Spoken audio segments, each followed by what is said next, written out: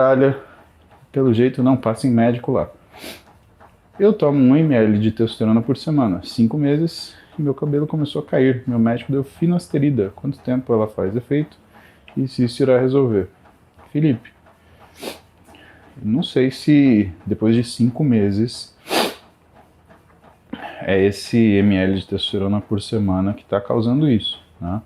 Normalmente a gente vê reações mais agudas. Agora, precisa ver que testosterona você está usando. Alguns sais de testosterona, aparentemente, eles têm uma aromatização mais fácil, ou seja, uma conversão em estradiol mais fácil do que outros, né? E outra coisa é que, dependendo da dose desse 1 ml de testosterona por semana, talvez seu cabelo, né, ele esteja sofrendo com um acúmulo aí de DHT. Por isso que o médico deu finasterida. Então, assim, a finasterida ela tem um tempo para impregnar, né? Então ela demora alguma coisa de 5 dias a 2 semanas para fazer efeito. Só que, assim, não é um bom negócio você tomar testosterona com finasterida. Por quê? Porque a testosterona, quando você produz, ela tem 2 caminhos. Ela vai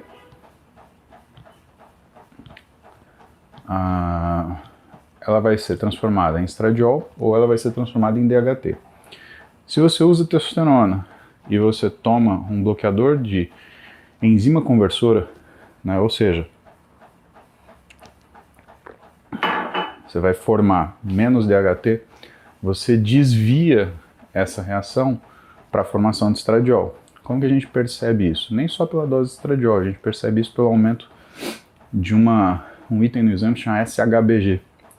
Então, se você está tomando testosterona, você começou a tomar finasterida, né, e o seu SHBG ele está acima de 40, eu te aconselho a parar a testosterona, porque, primeiro, o nível de testosterona que 1 ml o nível de testosterona no seu corpo, tá? Que 1 ml de testosterona causa, né? Sabendo que a maioria das apresentações de testosterona são de 200 a 250 miligramas, ela faz você atingir níveis, né, que são da ordem de 1.200 a 1.500 nanogramas por decilitro. Sabendo que o normal de testosterona é alguma coisa entre 290 e 940. E o desejado é alguma coisa entre 600 e 800, tá? Para você ter um bom desempenho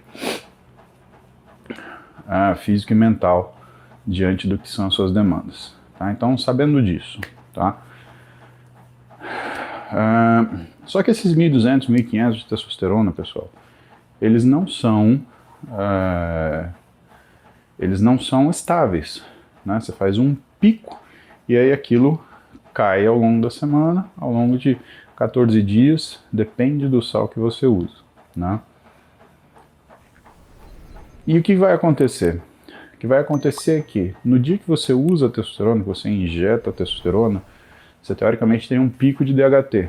Você não tem, você vai ter um pico de estradiol, porque usando a finasterida, né, você não tem tanta conversão de testosterona para DHT.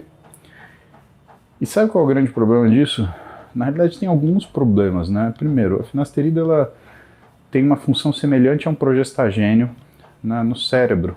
Então, isso faz baixar sua libido. Segundo, você faz uma hiperprodução de estradiol, de hormônio feminino, e isso faz com que você, primeiro, aumente as proteínas carregadoras, grudando mais testosterona nelas e não deixando ela agir nos tecidos.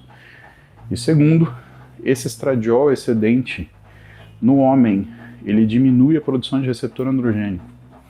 Aí não adianta você ter testosterona circulante. Você vai olhar lá no teu sangue, testosterona total, sei lá, vai dar que dê 1.500, que dê 2.000, né? Também pode ser.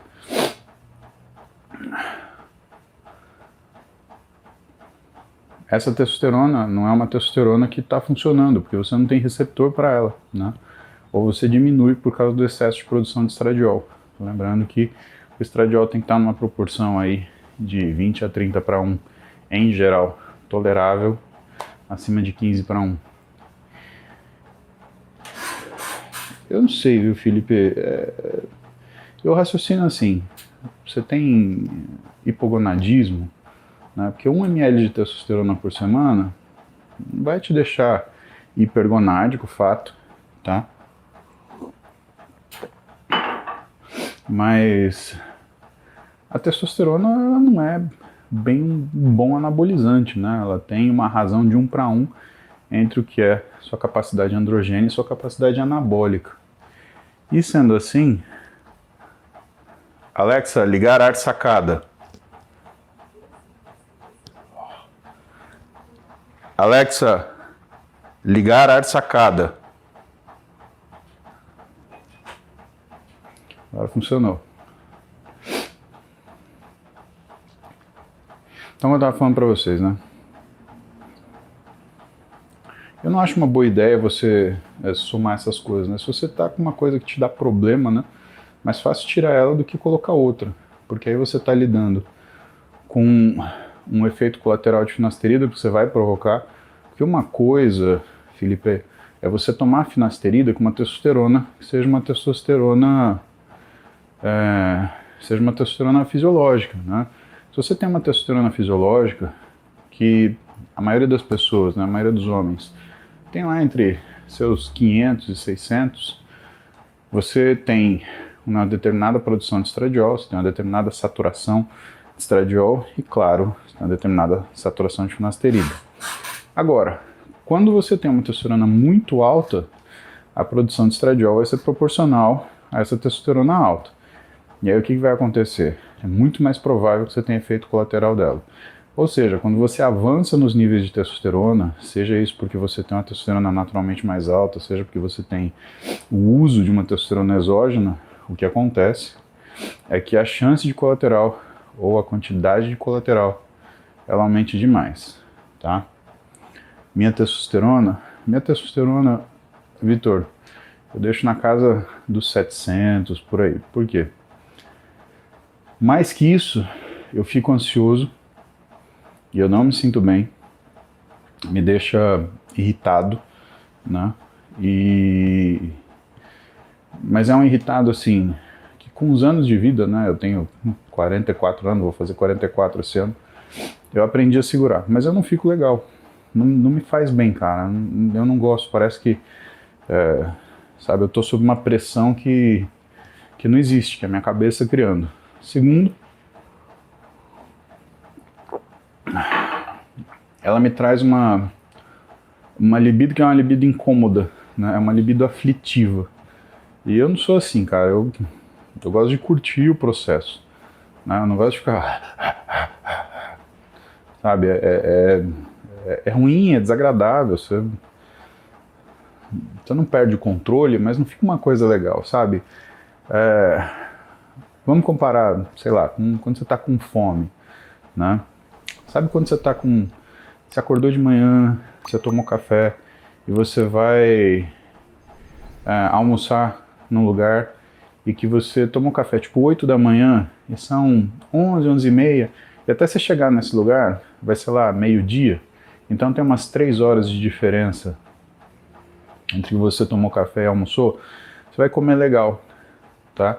Você vai conseguir saborear as coisas, você vai escolher o que você está comendo, né? Ao passo que, se você for comer, se você não tomou café, por exemplo, e foi almoçar às 3 da tarde, você está verde de fome, você vai chegar no restaurante, você vai encher sua barriga de pão com óleo, né? Você vai colocar azeite no seu prato, sal, você vai encher a barriga de pão com óleo. Se for na churrascaria, você vai comer toda a linguiça do mundo e a hora que passar, né? O bife ancho, a hora que passar, a fraldinha, você não vai estar você vai estar com a barriga cheia, você não vai conseguir comer. Então, meu, sabe, o que eu acho, né, quando eu falo com meus pacientes, né, porque eu atendo muita gente que chega, né, com uso alto de testosterona. Eu pergunto para ele, mas quanto você aproveita dessa libido? Quanto tempo dura uma relação sua, né? Porque uma testosterona muito alta é a chave para você fazer aquela relação de 2 minutos e meio. É aquela história, 3 sentadas, escapa a corrente, né? Então, né, quem gosta do processo não curte essa ficar hipergonádico, porque, né? Não, mas Self, tem que falar essas coisas, né, cara? Porque senão a galera fica achando que o cara usa testosterona e vira um monstro, e às vezes não, né? É aquela coisa, acabou. É, 3 apertadas, descarrilha o trenzinho, mas a verdade é essa.